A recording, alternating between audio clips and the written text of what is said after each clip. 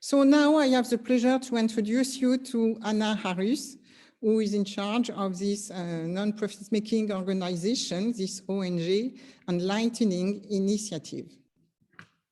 Anna, it's nice to have you. It's your turn. Thank you, Jocelyn. Thank you, audience. We are pleased to speak with you today and share the business practices of operating during the war. And we hope that you will learn more. This would be kind of a workshop for you. Hopefully no one will be in such a situation as we are and our brave people and businesses. But I'm sure you will hear something useful today for your future business practices, as you are MBA students mostly and students at the School of Business. I want also to briefly introduce Evan Landry, who will help us moderate today. And he is the graduate of the University of Lille. And it happened like that Evan is a French citizen who was in Ukraine on the first day of the full-scale war. And my organization was going to be a partner of Evan's organization in France. Evan, please. Yes, thank you very much, Anna. Thank you very much, everyone. Bonsoir à tout le monde. I hope you can all hear me correctly. It's a real pleasure for me to be here today, so I'll try to keep it short. My name is Evan Landry. I'm 21 years old. I am French, and I'm a graduate of the University of Lille. I did not study in IAE, though, but I studied in UFR de Loi, so foreign language university, well, foreign language faculty. After my degree, I wanted to take a gap year, and so that is why I'm doing right now a service civique. So basically, I'm a volunteer in La Fabrique des Filles du Calaisis, which is basically a mission locale. So it's a youth employment agency. And my role in today's conference will be to help the moderators with the questions and so on, and to give as well some insights as a French citizen that was in Ukraine when the war started. So first of all, I'd like to explain a little bit of why I came to Ukraine. Indeed, as Anna said it, I was supposed to seal a partnership between my organization and her organization. My role is to promote the Erasmus Plus programs, and Ukraine is part of these programs. So this was the goal of our meeting.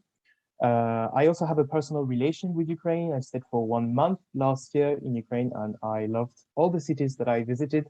So Kyiv, Lviv, Chernivtsi, Chernobyl, Cherkasy, etc. And I was aware of the threats because I think we all heard about what was going on at the frontier long before the war broke out. But I decided that I should not let myself get frightened of these threats because Ukraine was a peaceful country. So I had maintained my meeting with Anna. We were even supposed to have a meal in downtown Kyiv at a very nice restaurant. Unfortunately, this did not happen because I arrived in Ukraine the day before the war started. I was in the very last plane that arrived in Ukraine before the war started. So if you wanted to measure a little bit my level of luck, then you get an idea here. The first thing which I decided to do when this started, I decided to take contact with Anna, and I cannot express how grateful I am to Anna, because that is actually thanks to her that I managed to get a train ticket from Kyiv to a city with the border on the border with Romania, which is called Chernivtsi, which is where Anna is today, I think. She managed to book a ticket for me, and she did not ask anything in return. So as I said, there is no words that are strong enough for me to express how grateful I am. So as to tell a little bit my story, I left Kyiv on the very first day of the war. I stayed for 17 hours in the train, and I waited for some 20 or 21 hours at the border with Romania. And then I managed to get across the border 3 days after I arrived. So this was a very short stay in Ukraine. I hope the next one will be a bit longer. And after that, I came back to France, and now I'm trying to help Ukrainians as much as I can, especially here in La Fabrique des Filles, Mission Locale. We have some Ukrainian people that want to stay here in Calais, that want to find some job, and I'm here to try and help a little bit at my scale with that. So I'll conclude with this very rapidly. My message, my general message is that for all youngsters, for all of you French students, it is very important to keep supporting Ukrainians through your actions, through the social media, to keep your friends updated about what's going on, because the war is not over yet. And when I speak about Ukrainians, I speak of Anna's work. I speak of Anna, I speak of Tetiana, I speak of about all speakers that are here today, because Anna's work is tremendous. She keeps thousands of Ukrainians fed. She gets medication for them. She gets all of different humanitarian aid. So it is very important to keep supporting them. And I hope that this conference will be helpful for you to understand a little bit more about the situation in Ukraine. Thank you very much. Slava Ukraini. And I'll give back the floor to the different speakers. Thank you, Evan, for your kind words. Definitely, my organization and my team is doing a lot in humanitarian aid, but we wouldn't have done it without Ukrainian business. Who will speak today. The war unites non-profit sector and business as much as it has never done, I think, and we are doing our best. So let me open the floor. I will briefly show you the location of our speakers, and this is the map of Ukraine. As of April 3rd, I took it from an open source live map for you to show you the regions which used to be occupied, and which some of them are liberated now and others are still under occupation. This is for you to see the scale, how much our country has suffered in territorial terms, and naturally the whole country has been affected. There have been shellings and air raids all around Ukraine in the west. And our speakers are located mostly, as you can see, in the frontline regions. I personally come from Kharkiv, but located in the west, and two of our speakers are in the Kyiv region, two others are in the Zaporizhia region. They will tell more about this. And here, these are photos of beautiful Ukrainian cities, which Evan has seen and visited, and which now look much more tragically than on these pictures. So I will speak really briefly about my non-profit organization management and what we do for Ukraine, and and will share business practices with you as a non-profit organization. So personally, I have been the director of this organization since 2017, and we were doing projects, educational projects for young people of Ukraine to help them build their career, get employed, to participate in intercultural exchange. And 2 years ago, we started doing IT-powered projects jointly with the US Embassy in Kyiv, and we were supported also by Erasmus Plus to do intercultural exchange with European partners. Naturally, all these projects were paused because of the war, because we couldn't continue doing them anymore. We had humanitarian needs to take care of. What business practices I can share, what we started doing. First, from the first days, we tried to be useful as much as possible with what we can do. We have a strong IT expertise. That's why we applied it to create a digital management system for humanitarian aid logistics. We united the efforts of several famous IT companies in Ukraine. One of them will speak today, ActiveChat, and we created a system which included a CRM system, a chatbot to take humanitarian aid orders, to track humanitarian goods at warehouses, and this allowed on the first weeks of war to deliver humanitarian goods all around Ukraine from the city of Lviv. It was distributed all around Ukraine, and this was an IT project which was conducted for a couple of weeks. You can imagine it's not how IT projects are usually deployed under normal circumstances. Simultaneously, we were doing fundraising, and we were helping volunteers in eastern and southern regions. So these volunteers are people whom we have known since the beginning of like 2017, and they contacted our organization saying that they need money to get food, to buy medicine for people who are in the bomb shelters, for different vulnerable groups of people. And naturally, we knew these people personally, and we couldn't just stand aside and say, okay, guys, stay strong. We are doing IT here. We simultaneously with doing IT, we were raising funds to help these specific people in the east and south. So we got some foreign grants, we did fundraising events, and we collected individual donations, and we were successful. We managed to collect around 42,000 euro, most of which have already been allocated to buy medicine, food, and clothes. Our volunteer network has expanded to people whom we met during the war, and they were, and it's important to verify your volunteers. We verified their passport and tax code data, and we know that these are reliable people whom we have sort of official relations during the war, legal relations. And last but not least, after the first month of war, we started kind of business partnerships with Ukrainian businesses. It's important that it is the war, but the economy in Ukraine is still operating, and businesses are trying to stay afloat. So we were not only getting medicine and food for free, but we were buying a part of it. Around 50% we are buying from Ukrainian businesses, and 50% as usual are given for free to people, to aid beneficiaries in the East. So it's important if you are a non-profit operating at war to take care of the business in your country and help the business to stay afloat and operate.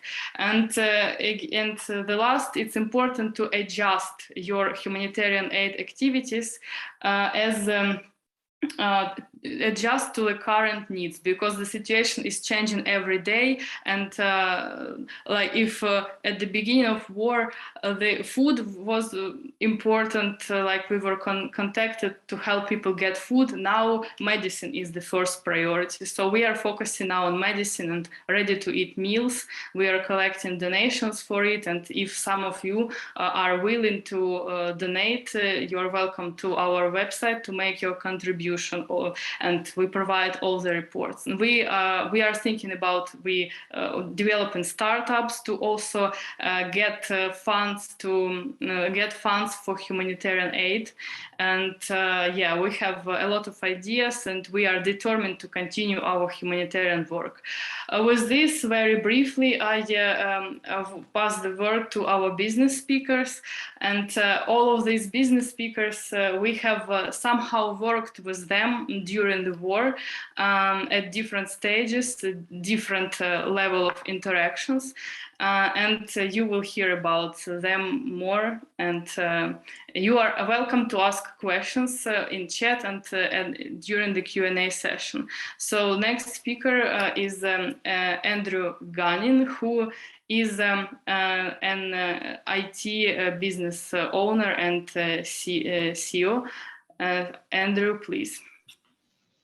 Yeah, hi guys. Can you hear me? Yes, we can.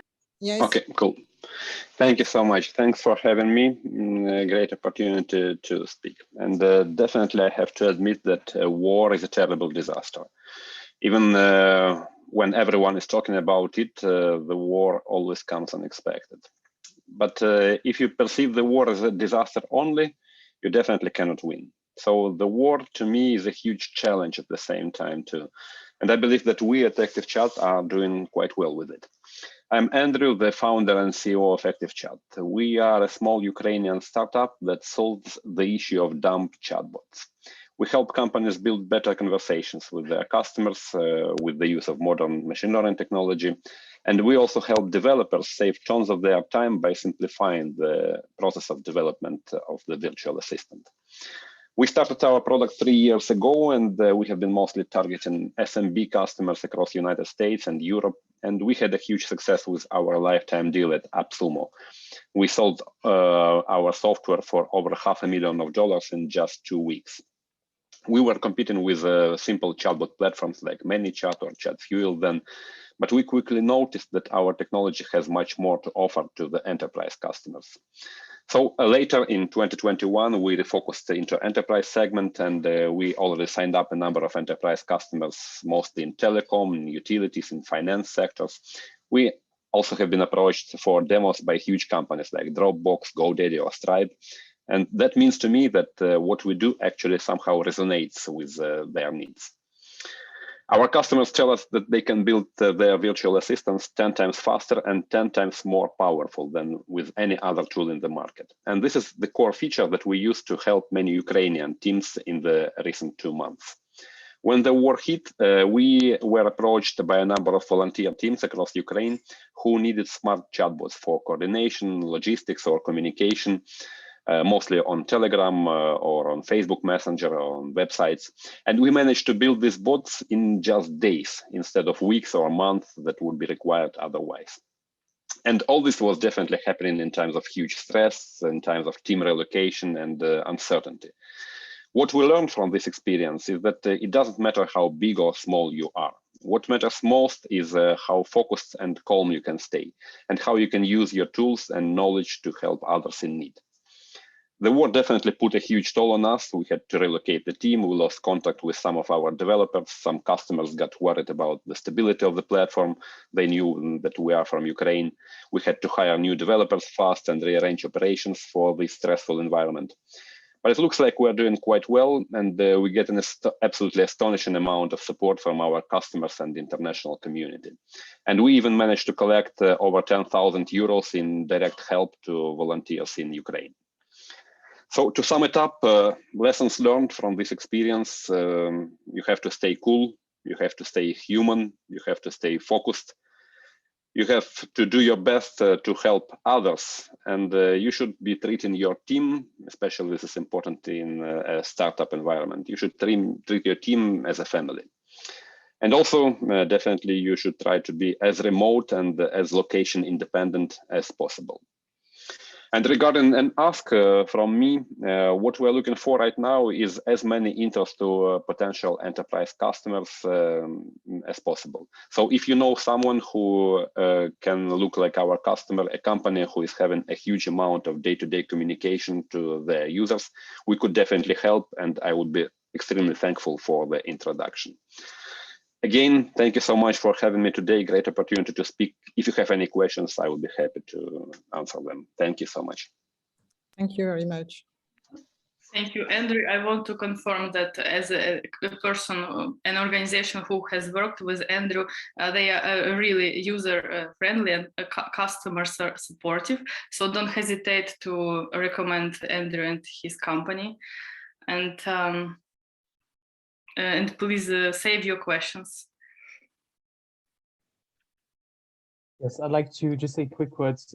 Thank you very much, Andrew, for your explanations. I can as well confirm, because I tried to help Andrew by testing a little bit the bot that he made up for people in need of help in Ukraine, and I can confirm that it is great job. Thank you so much. Thank you so much. And I know that the technology is great, but what is painful for me personally, we built a simple bot, for example, recently to report people who lost contact with their relatives due to the events in Bucha, in Gostomel, and across Kyiv region in general. And it's extremely painful to sit at my computer and watch this spreadsheet filling up with data. There is over 3 or even 4,000 people reported there currently. Like every day, adding new names, adding new stories there. It is definitely painful, but happy that we could help somehow. Thank you. Thank you, Andrew, for sharing. Our next speaker is Mr. Mažvydas Stundžia, who represent a partially foreign-owned business in Ukraine and food retail. Please, the floor is yours. Thank you, Anna. It's great to be here. My name is Mažvydas. So I am the Chief Information Officer and the member of the management board of the company Novus, which is a classical retail groceries retail company. We had before the war approximately 100 of our physical shops operating, and we were also doing e-commerce business. So the size of our business is Mažvydas Stundžia. Is it okay? Can you hear me? We can. Okay.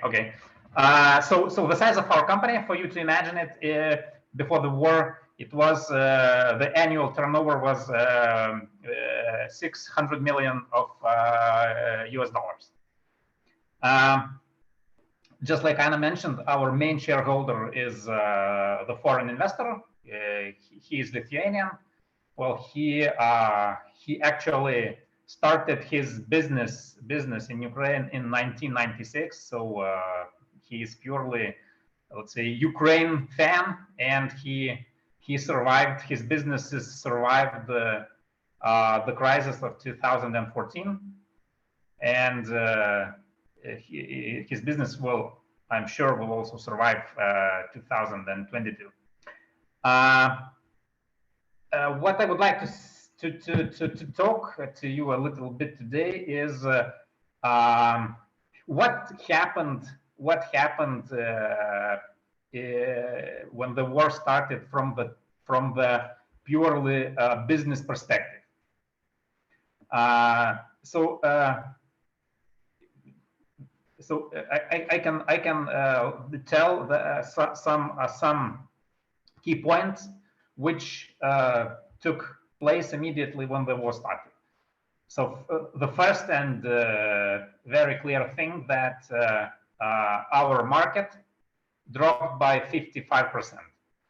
Just to explain you a little bit more, so our business is concentrated in Kyiv and Kyiv region. We have only 4 shops which are outside Kyiv. So the main business is Kyiv and Kyiv region. So we noticed, and the market surveys show that March compared to February, so the market shrink by 50%. Our own data shows that we also lost 55% of our customers, which you can imagine is quite critical for the business. And second thing, which also happened at the very first days of the war, that all the logistics collapsed, pretty much collapsed. And it had 2 effects. So one of it is that the trucks could not deliver goods as they could have been delivering before the war, and since the public transportation has also stopped, so there were problems with for the people, for the employees to get to their work. And again, talking about logistics, we have lost one of our warehouses because it was bombed by the enemy. So, this particular warehouse, it was used to deliver frozen and chilled goods. So we lost this part of the assortment in terms of logistics. What else happened to our company? We lost our central office because it was bombed. And you can see here on the slide, on the left part, the office building, which was before the missile strike and after that. So so you can see that it is completely destroyed.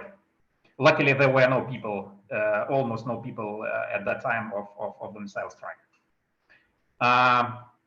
So those are the key points which happened from the business perspective when the war started.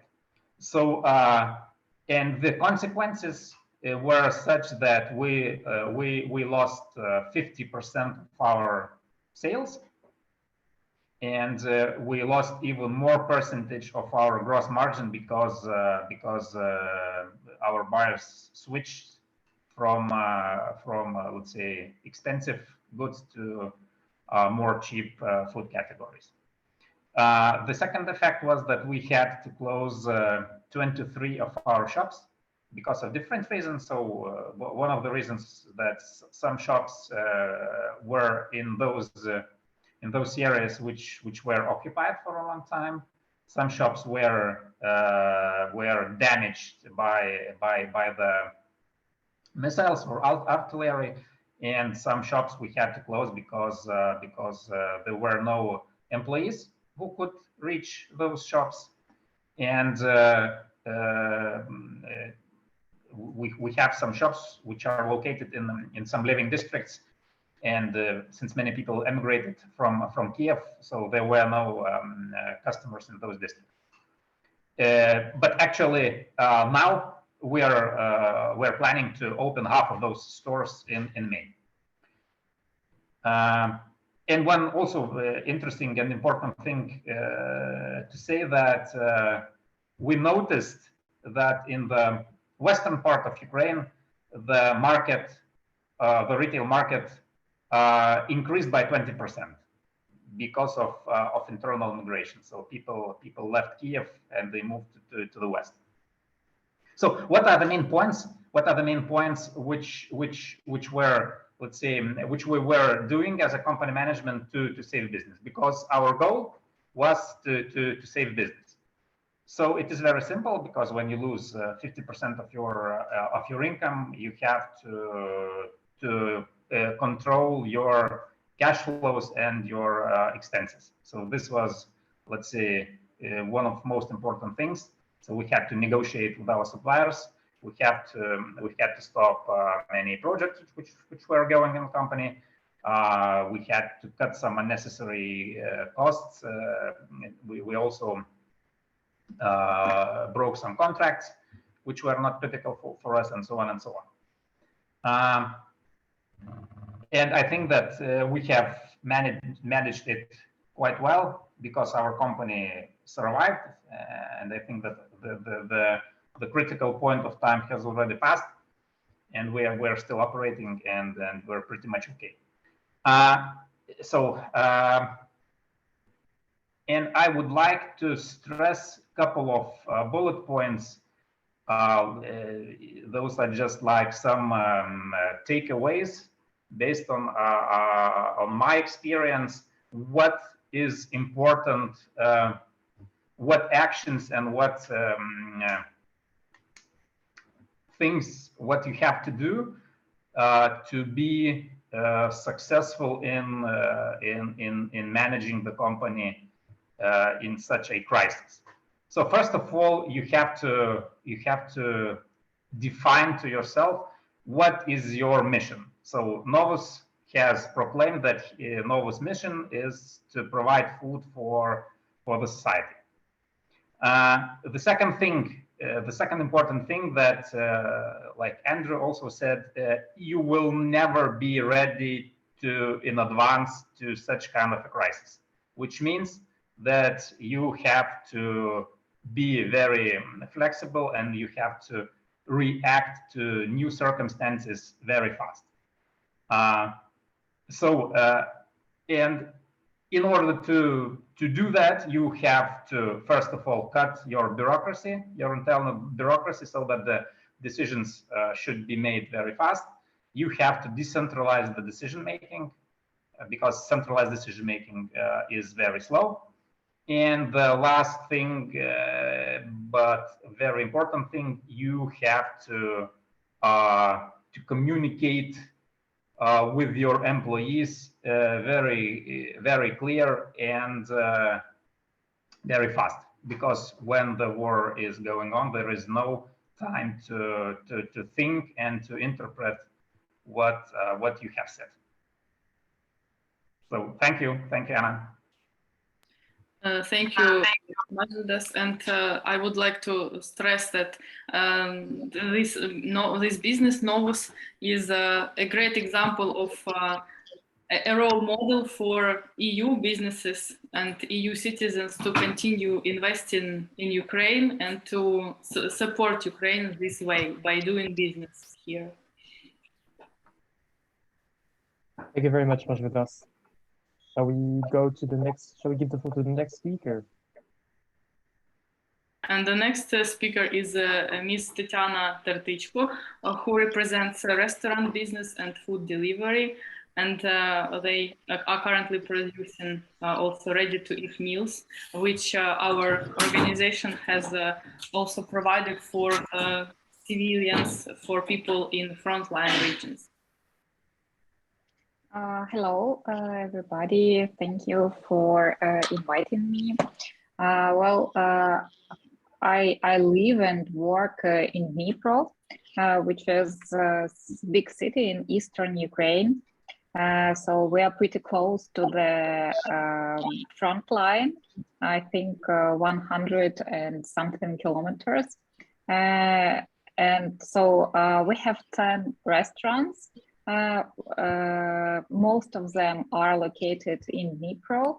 2 of them are located in Zaporizhia, and one is in Odessa, one in Kamyansk, and one restaurant was located in Mariupol. So we lost it because it was like totally destroyed. It was in the very city center, and so you can see at the picture, it was near the theater, which was bombed by Russians. So, and very famous inscription, "Children." So is near the theater, and that so. We got lucky that almost all staff members were able to move out from Mariupol, and so we lost connection with 2 people, and 18 people were able to move out. At the same time, part of our business is classical restaurants, and we also have sushi and pizza delivery in Dnipro and Zaporizhia. And so the situation is different. The delivery business is better. I feel itself better compared to classical restaurants. I think only one day, the 24th of February, was the day when our food delivery did not work. From the second day of the war, we reopened our service and started to work. And so there were people who ordered sushi and pizza at the second, the third, and so on day of the war. So there are some points that I would like to stress that were helped us to keep our business. So first of all, we opened all our restaurants as soon as we were able to do it. So as I mentioned, the sushi and pizza opened at the second day of the war, and all restaurants opened maybe after 2 weeks at the second week of the war. And so at first we were able to work only several hours per day, but still it was important for our staff members, for the team to be able to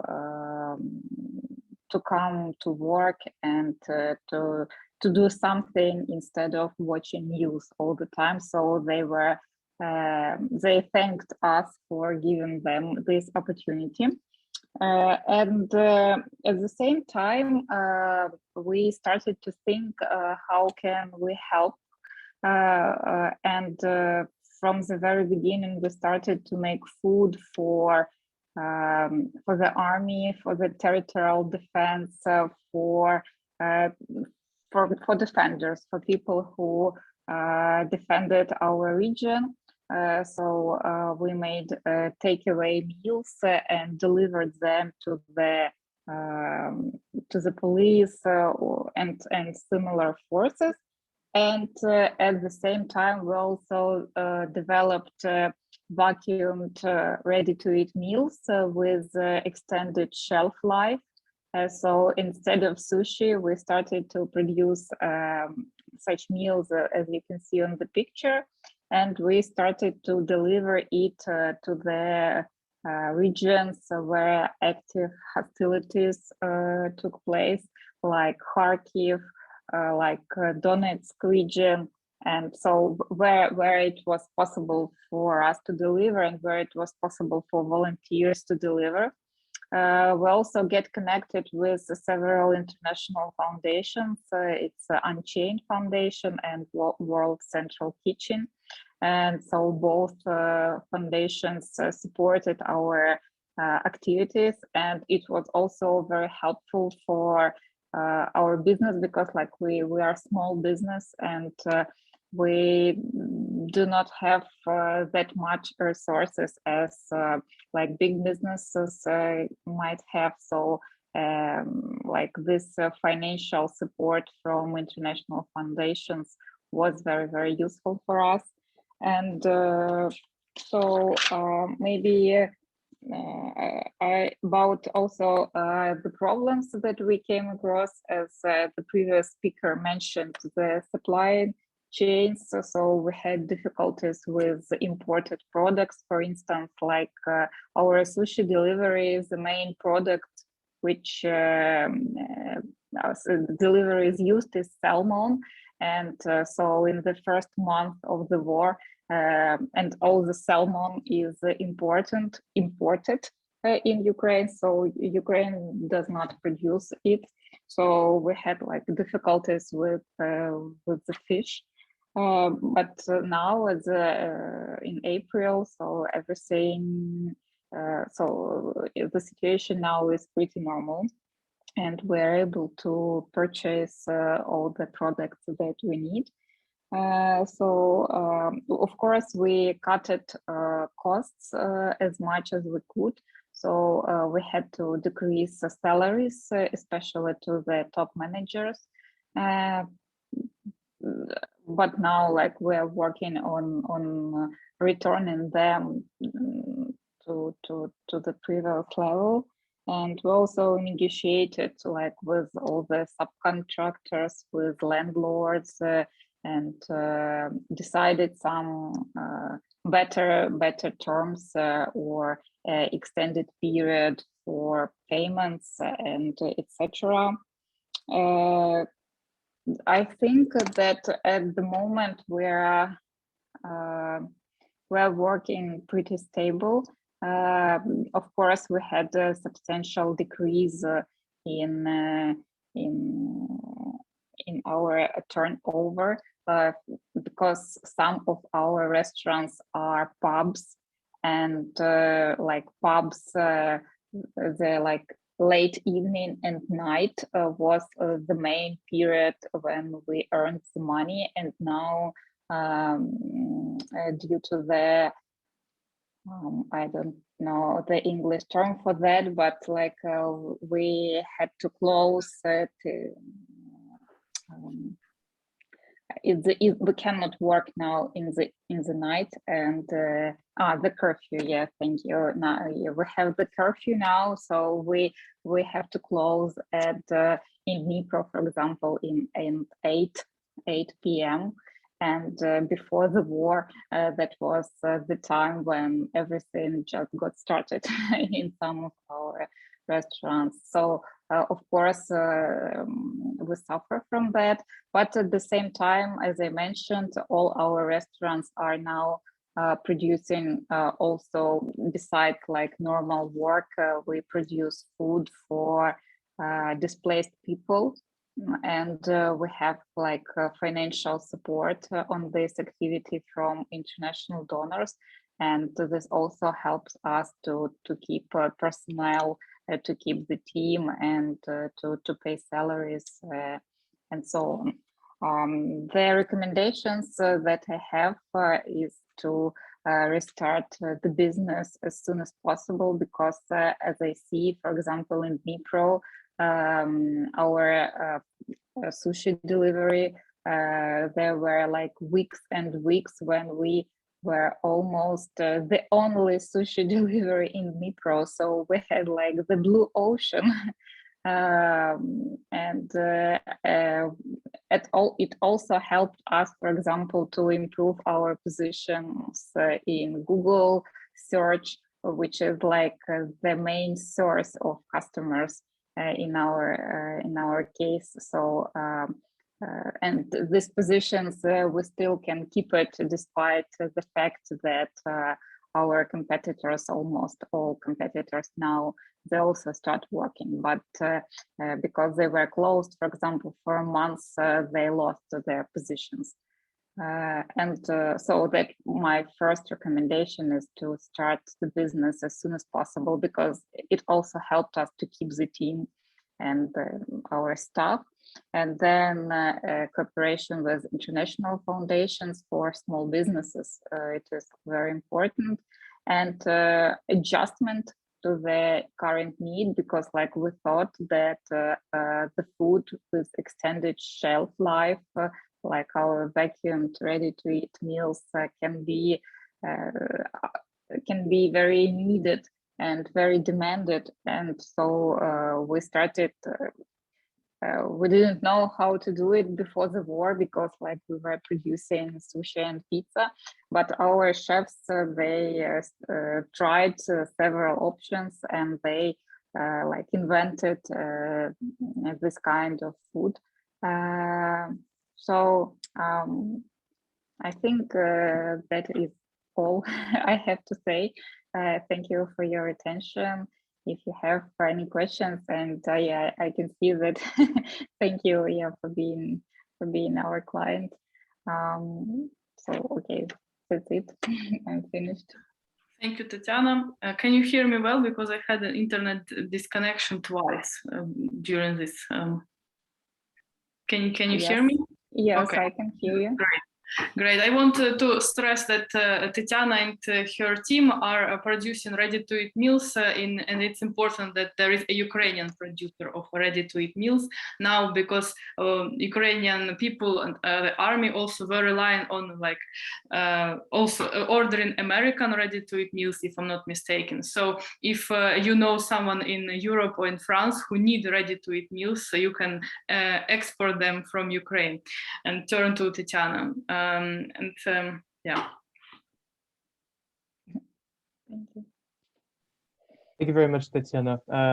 Thanks to your determination, Ukrainians can still enjoy moments of happiness, thanks to your employees and thanks to your courage. And I think it is very important that even in spite of times of war, we can still have, Ukrainians can still have moments of nice moments around the sushi or pizza. It's very important, I think. So thank you very much. Thank you. Our next speaker is Vyacheslav Saus, who represents a pharmacist network in Ukraine, and we have had a really productive cooperation between my NGO and Vyacheslav Pharmacist Network, which he represents. and we have provided medicine. It's even impossible to count, but around 3,000 packs of medicine for sure, maybe more, I think more, to several frontline regions in the East. Please, Vyacheslav. Oh, hi to all. Thank you for enjoying me. Now it stopped the siren around me, so I can tell without the siren. Oh, previous the speaker said that it's a new step in our lives, but not step, but we don't understand it at all what happened now. So I'm a chief marketing officer of a network of pharmacies INC in Ukraine. Have been in this position for 2 years, on this company about 8 years. For this time, we're able to create the largest pharmacy chain in Ukraine. It's considered about, before a war, it's considered about 1,100 pharmacies. And we had about 8,000 employers. The part of our business is destroyed now. It's about 115 pharmacies. In Mariupol, if you know about it, and other temporarily occupied territories of Ukraine. For example, you see on the photo one of our pharmacy. Yes, it is. It was 3 days ago in Kharkiv. I like the city. It's most was and will be most great city of Ukraine, most beautiful city. And it destroyed by the Russian shell. If I can say this likely, that it happened on 4 a.m. in the morning when there was no staff in the pharmacy. So people are alive. I want to tell you about the pharmacies. Pharmacies is not just a business. It's a part of healthcare system of Ukraine. And the medicine reform not developed in Ukraine now. And the pharmacies in Ukraine are not just like a pharmacies in France, French or other Europe countries, because people come to our pharmacies for treatment, not just for a doctor's prescription. So our mission is open the doors of all pharmacies that we can. And business now has stopped making profits since April, because a big part of business are destroyed, and now our profits, it's about take to zero. Whatever. How we help our country. We transfer some about 30,000 euros to the account of our army in Ukraine for the first day of the war. Also distributed medicine about 100 euros, not just for free.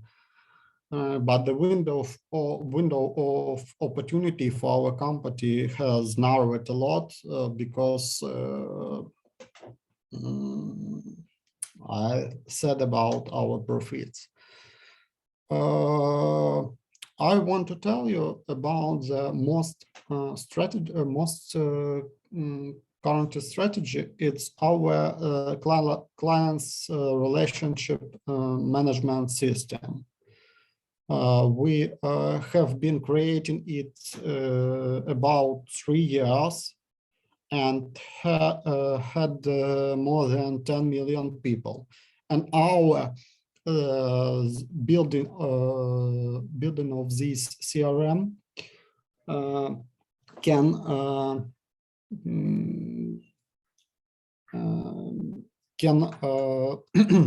I'm sorry, give us the chance to speak with our clients, know where they are, give him relative sales on data.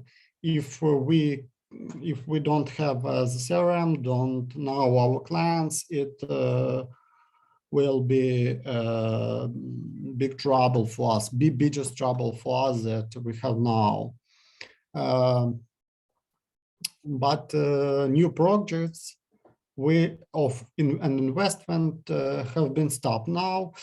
It's my particular pain, because I was involved to introducing the robotic pharmacies, remote interviewing of clients, deliveries, and other broadcasts.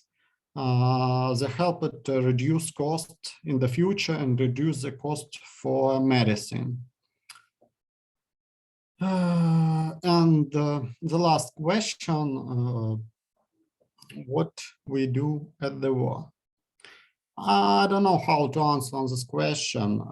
The previous interviewer said that get out all bureaucracy, decentralize, making decisions. It's all right, and you need to be aware when you. I said that be where you are needed to do, and do what you can. It's crush all your big plans. Crush it's not working. It need to be crushed to the small and the achievable ones for every day, or at least every week, that you will see the progress of your plans.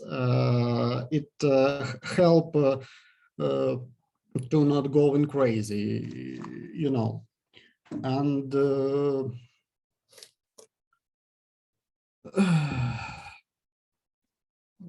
I think that the war gives us a chance only for the strongest. Businesses, rest will disappear. So in the end, I want to tell you that thank you for your country, your people, for helping us, our people. Every vote, every post on Facebook, believe me, bring Ukraine close to victory. Really, don't be silent, please. Make reports, raise this topic, because you, the ones who can put pleasure to your government to help Ukraine. We need it, really. So thank you.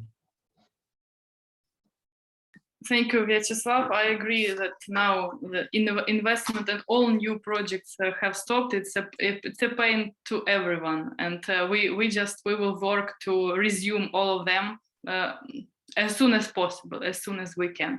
So I want to make a resume of the speeches and to proceed to the Q&A session. We also actually had a speaker from agribusiness in Ukraine, but it turned out that he is in Kharkiv now, and Kharkiv is being shelled every day, and I do not have a connection with him the whole day. So yeah, I hope our speaker from agribusiness is doing okay, and unfortunately he will not speak today, but we have an analyst in agriculture economics, in case you want to ask questions about agriculture, agribusiness in Ukraine, and in Europe, I know that people are concerned with food crisis, potential food crisis, and you have an opportunity to still ask questions about this if you have any. On the slide you have there are enlisted ways to help Ukraine and to help Ukrainian businesses, to help our organization. We are collecting financial aid and donations now to purchase medicine and ready-to-eat meals mostly. And if you can donate, if you can share information about us, we will be thankful. And our target is to cover at least 1,000 people within the nearest week. You might know that the things are escalating now in Ukraine, and there are medicine which are hard to find in Ukraine now. Most of these are hemostatics, analgesics, and many other medicine which are needed in the operating room.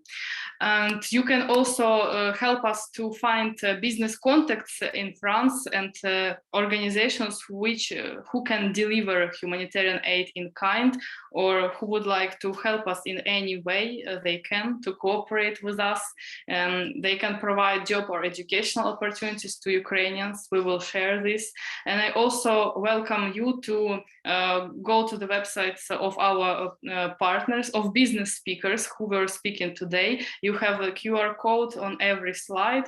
The slides will be shared, so you can go to their websites and you may donate both to us or to our partners, to business speakers, if you are willing to. With this, I pass the word to Evan and Jocelyn to moderate the Q&A session. Yes, thank you very much to Vyacheslav. I just wanted to say that we will keep informing people here in France about what's going on in Ukraine. And it's good that you say that actually these posts are helpful to you in terms of the moral. I also think it's very important. So I just wanted to say thank you very much for this. I don't have anything to add, so maybe I will give the floor to Madame Gros for the Q&A moderation session, maybe. Yeah, thank you very much for all your presentation. It was quite interesting, and it goes directly to our heart. We really would like to help.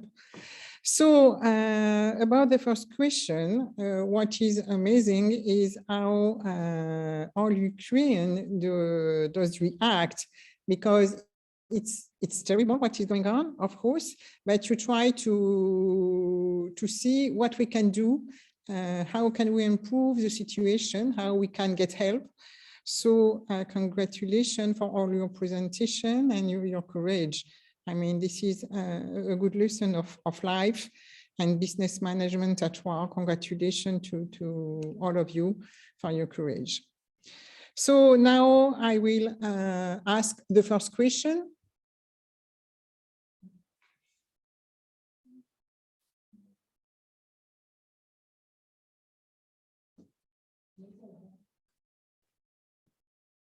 I wonder how do they manage to keep motivation with their team? Okay, so the first question is, nowadays, how do you manage to keep the motivation with your team?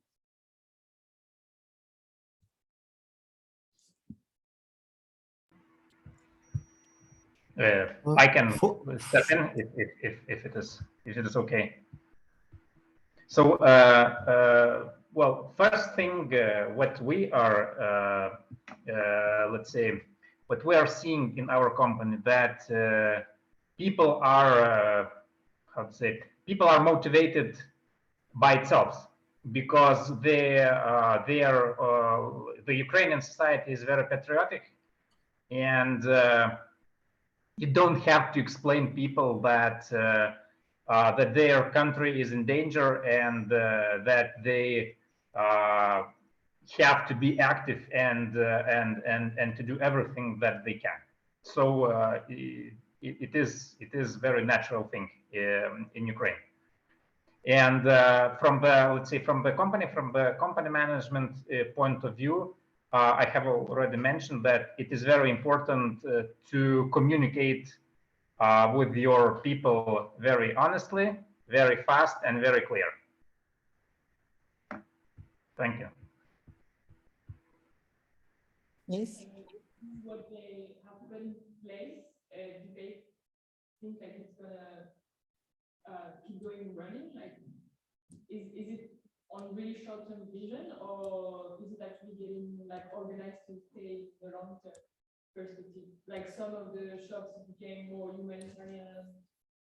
Yes, the question is how you act in the short term, but also about your vision in the future.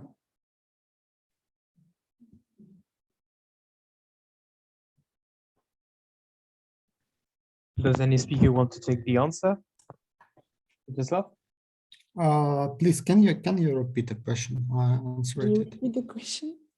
Like what everything they put into place now, like helping people, building, I don't know, when they say that they were organizing the donation, etc. Do they, like, if the crisis ends, and hopefully it will end, like, are they just gonna keep going on the long term because you need to reconstruct and Yeah. you need to Yeah. recover?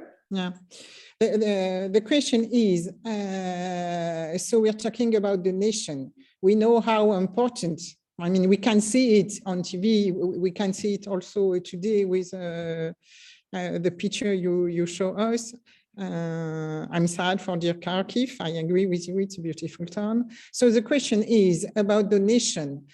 We know it's really important nowadays, military speaking, medically speaking, and also economically speaking. But how do you see things in the future? Because you will need to rebuild Kharkiv or Ukraine.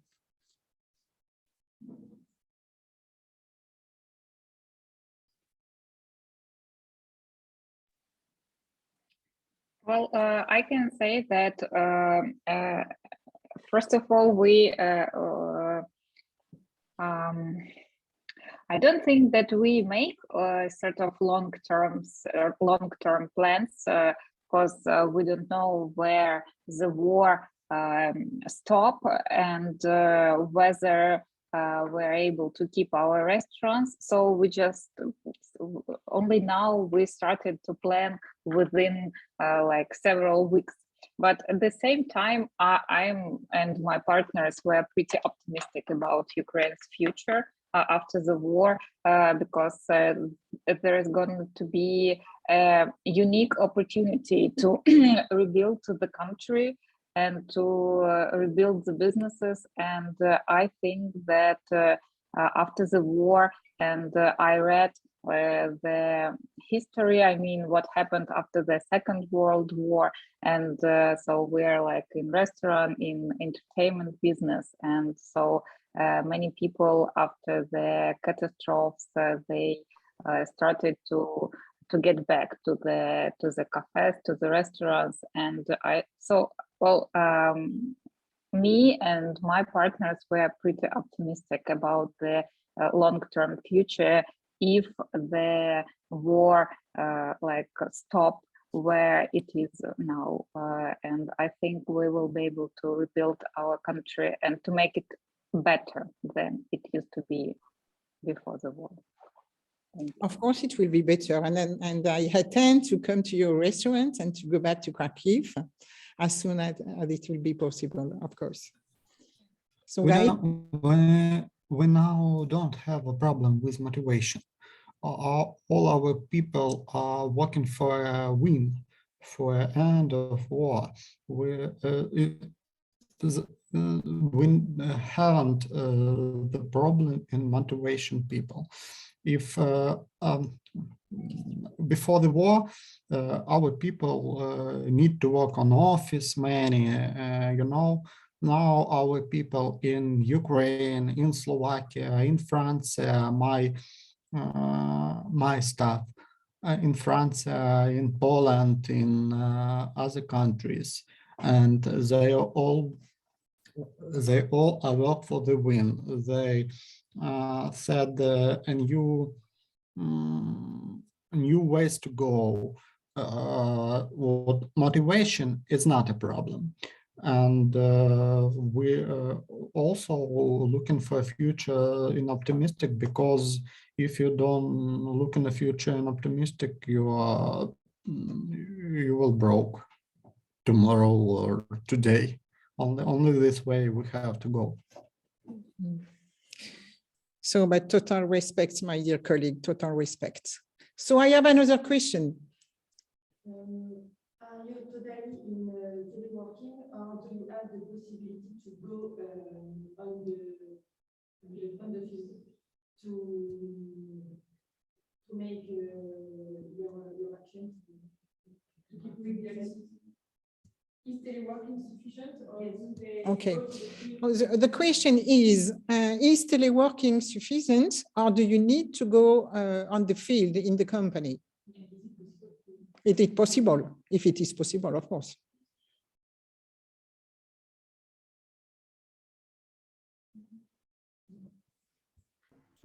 Can you repeat the question? I didn't hear it well. Okay, I will try my best. The question is, do you all work on teleworking, or when is it, when it's possible, do you go in the company? Do you go, are you present in the buildings?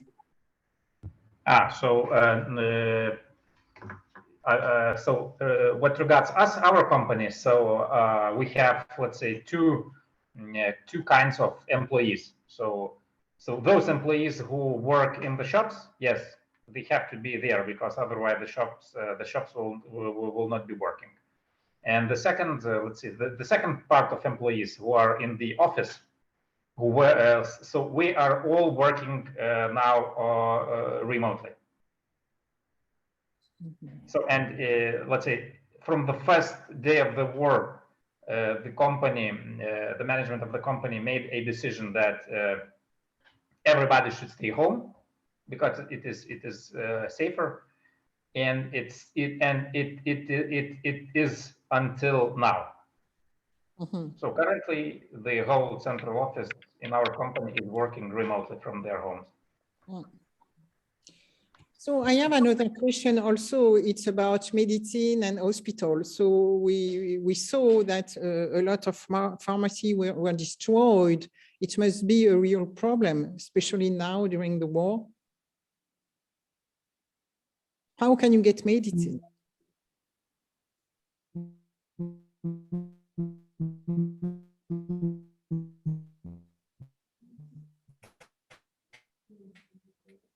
Did you hear me? I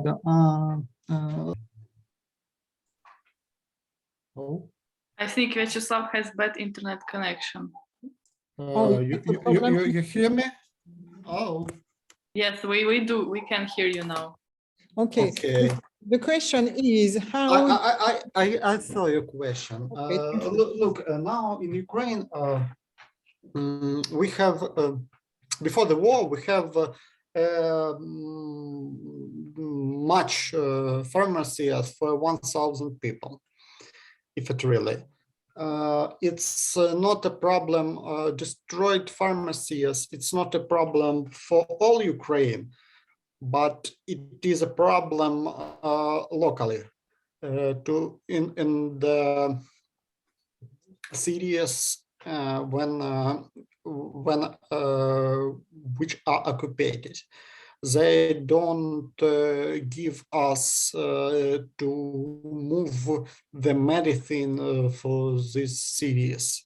They don't give us to work, and our people are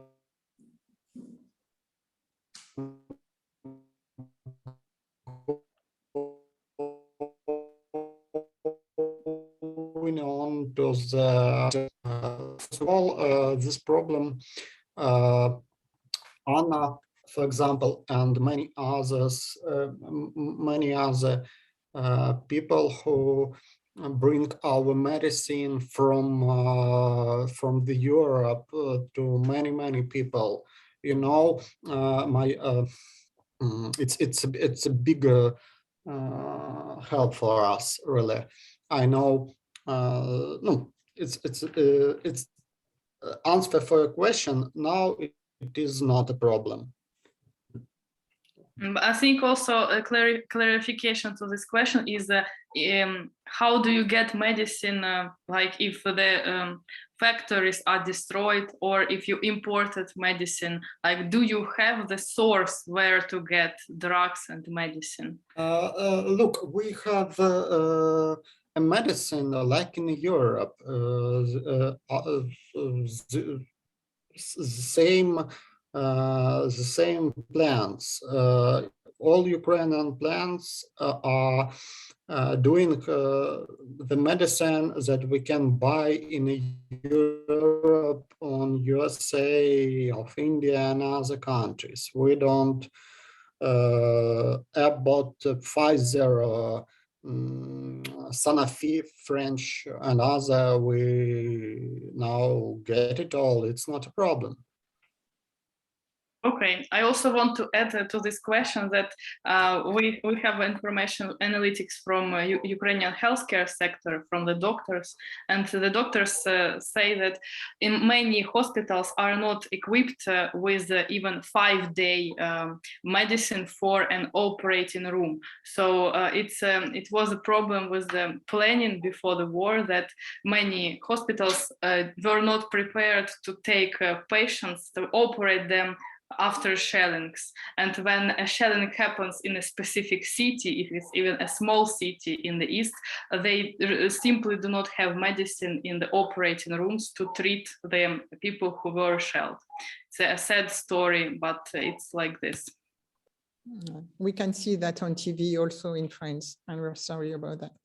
And that's why our organization, we were trying to help, we were delivering medicine recently to a city, Slovyansk, 30 kilometers near frontline in Donetsk region. We bought medicine for the operating room in the local hospital for them to have at least some supplies when the war intensifies. So volunteers really do a lot of work and do help with this situation a bit.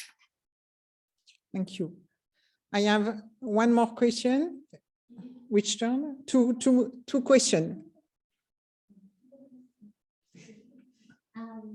There are many people who left the country who went abroad to flee to the country. So how do you manage your workforce to keep working in the company? Okay. A lot of Ukrainian citizens left the country, especially women with children. So how does the company can manage without a part of their workforce? Please allow me to intervene in this question and answer it. Let me turn on my camera. Hello, I'm Ina, the COO of ActiveChat. Andrew was unfortunately called to an urgent meeting and asked me to answer some questions for him, if that's okay.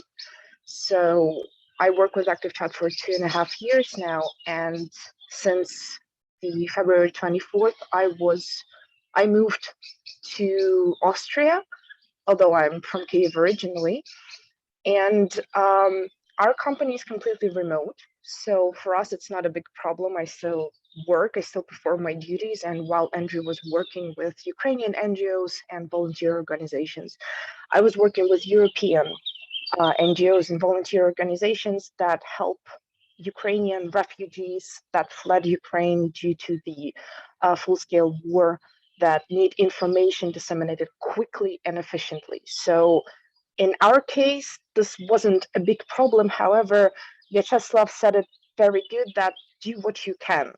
And if your company specifically is not a hands-on company, does not have a physical spot like a restaurant or a pharmacy or a factory, for example, right, or a shop, if you can perform your duties remotely, do that.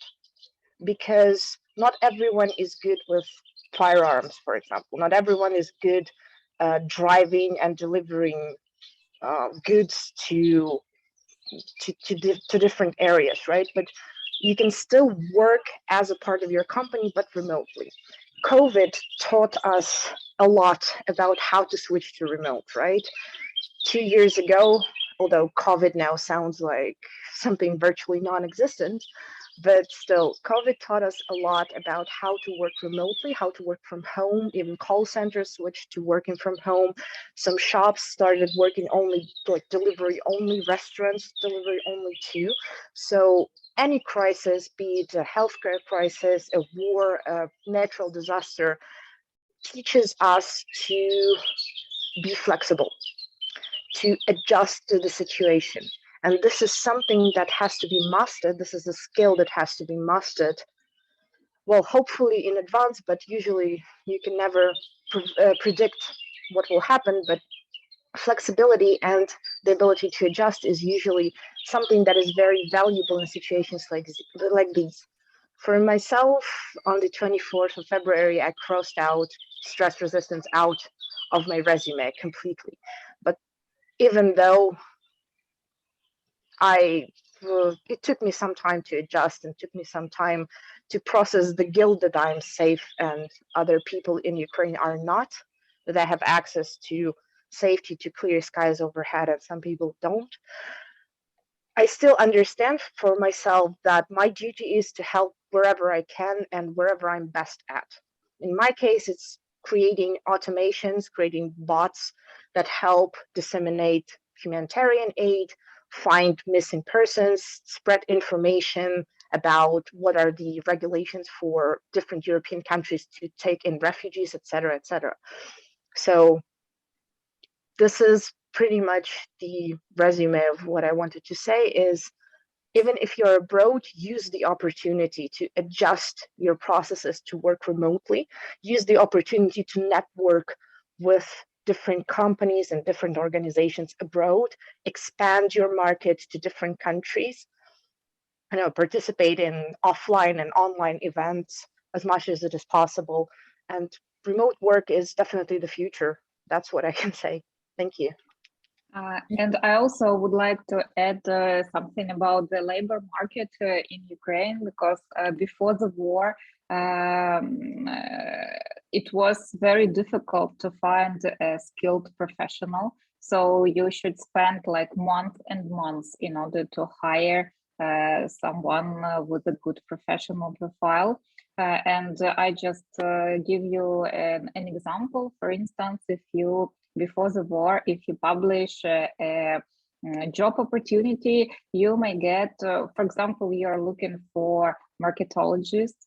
So you probably you can get like something like 20 resumes per week in Dnipro. And now we published like a job opportunity and we got 100 resumes per day. So it's just like an enormous increase of labor force in, for example, in Dnipro, despite the fact that our city is pretty close to the front line. So now I can say that as a business, we do not have any problems with staff. We can hire any day if we need, but we do not need because of the shortage of turnover.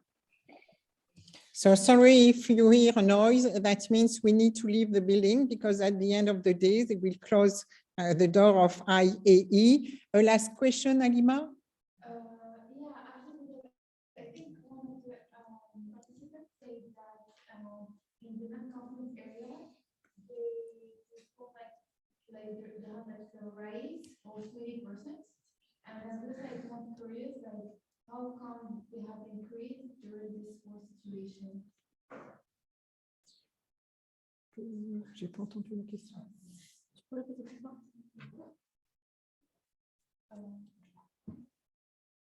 Parle plus fort.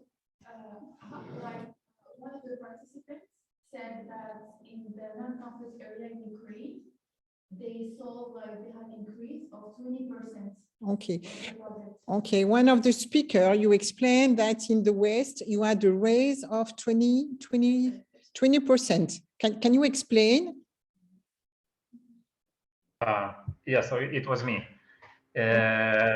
what I was saying, that in Kiev region we had